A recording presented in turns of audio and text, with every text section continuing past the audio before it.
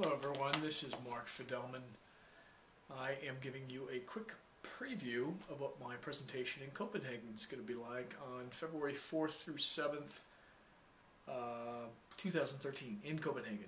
So this is the big presentation, sneak preview. And I will be available after this session that you're watching now for a quick live chat about my particular topic. So let's get started. SharePoint and YAMMER, they're coming together, and they're coming together in a big way.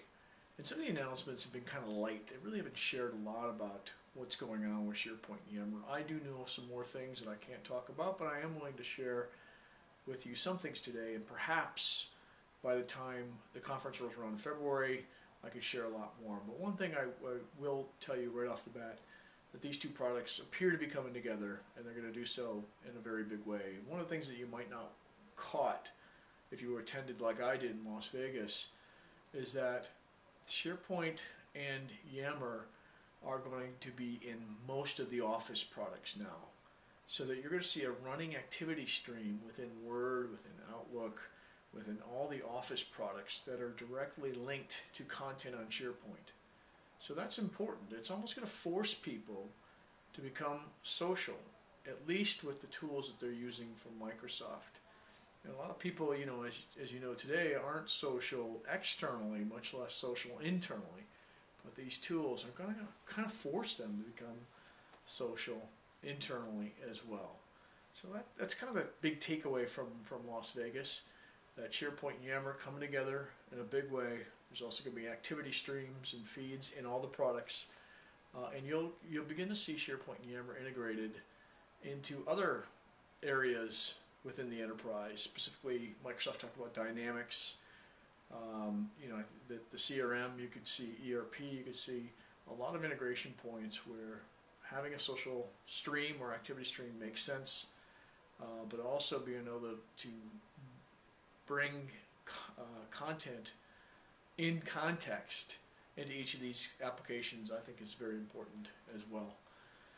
So who am I? Again, Mark Fidelman. I write for Forbes. I've just published a book called Socialized that talks about a lot of what we're going to talk about during my presentation.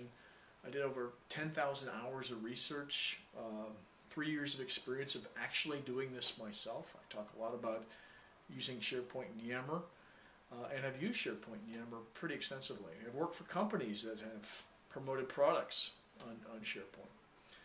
So for me, you know, the big takeaway from my presentation in Copenhagen is what I call the digital village, meaning it kind of takes the digital village to create what I term a social business. So what to me is a social business, and what does a digital village have anything to do with it?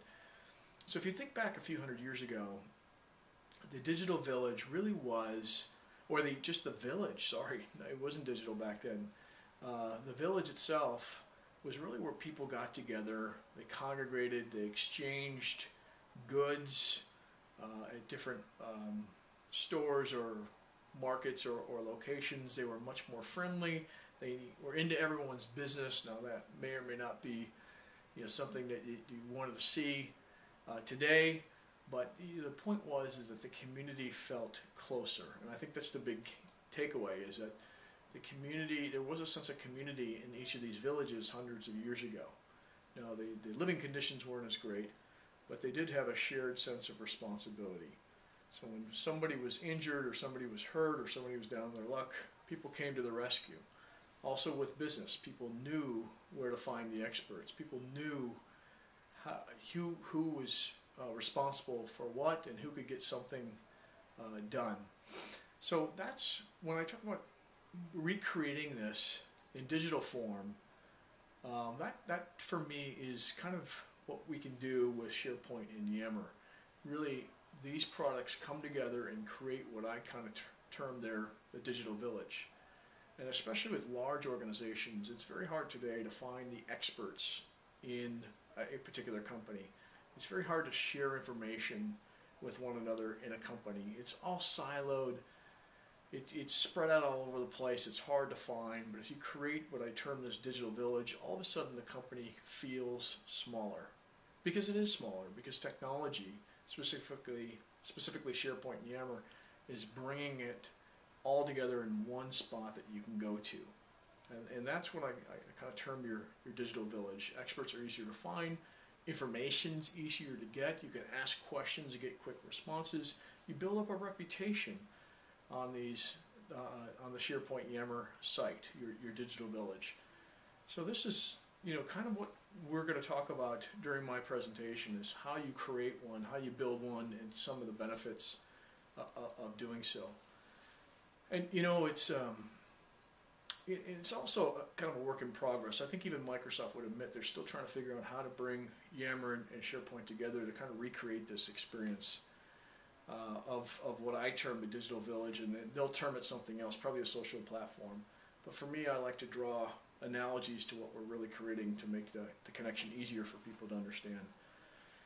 And I really feel passionate about this subject, that we have to create this digital village to make the community, or in most cases businesses, people in those businesses, feel closer.